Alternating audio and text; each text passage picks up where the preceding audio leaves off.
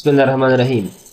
څنګه موږ تاسو په کسټم ویو کې مثال دغه ځینې اپشن دي مثلا موږ عمده جنس خرڅو پرچون خرڅو دا رقم ته موږ مثال HR کې کار کوو زه غواړم ځینې ډیټا مثال بل چا نه پټه کړو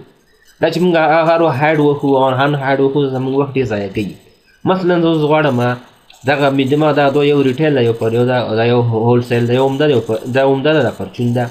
اوس غواړم دغه مثال دغه که چېرته عمده کسټمر زما راشي دغه عمده نرخ ورته ښکاره کړم دغه پرچون نه او کومه چې مثال پرچون والا راسي مثال دغه ډیټا مثلا ورته دا ورته ښکاره کړم دا ورته نه ښکاره کوم ځکه چې مثال د مثال موږ عمده خرڅو 50 او پرچون خرڅو 80 روپۍ د پرچون والا هم موږ نه ډیمانډ یا تقاضا کوي چې ماته په دغه نرخ حساب کا. نو راځم چې کوم اول شی کوم خپل ځان لپاره هغه کوم ځکه چې خپله به مې انټري کوم که نه خپله مثال بیا دواړه زه ووینځم ما عمده په څو ده پرچون په څو ده نو دې لپاره ویو ټیب کې چیک کړو کسټم ویو دې کې ورته لیکم ګوره هلته چې اوله کې شی هم لیکل ته لیکم اډ چې کلیک کوم ته لیکم مای سیلف زما لپاره ما لپاره باید دواړه شوسي که نه. اوس راځم چې کوم مثلا دغه په ریټیل چې دغه چې کوم دا هایډ کوم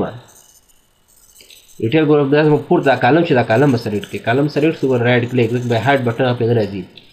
هایډ مثلا ګوره هایډ شو. اوس راځم ګوره دا ده که نه دې لپاره چې کوم مثلا کسټم ویو ته کسټم ویو کې مثال دلته مثال اډ مثال دغه میټینګ ده یا شاید مثال نوم یې ورته لیکم میټینګ ده یا مثال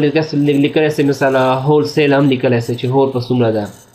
مثال دا شی کومه اوکې کومه اومه میټینګ 1 دا اوکې سو دا سو اوس کې مثال ګوره هغه بل هایډ ده که نه بېرته شی کومه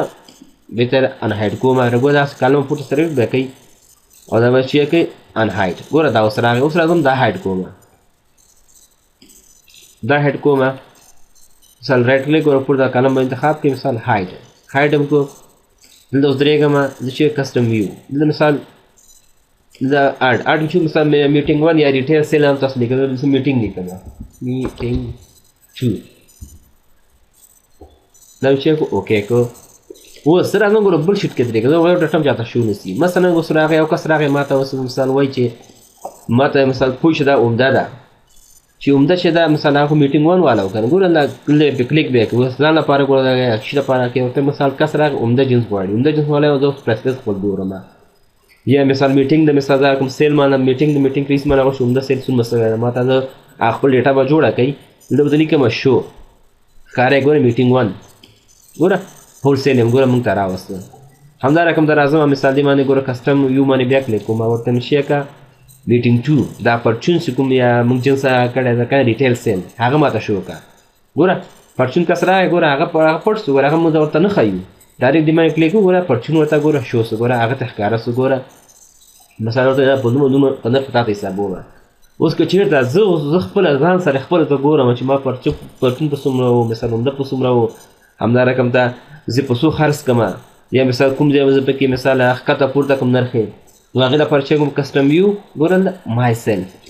باندې چې دلته کلیک او شو ګوره ما ته شی دواړه شو کوي. نو دا رقم موږ تاسو کولی شو چې کسټم ویو مثال استعمال کړو او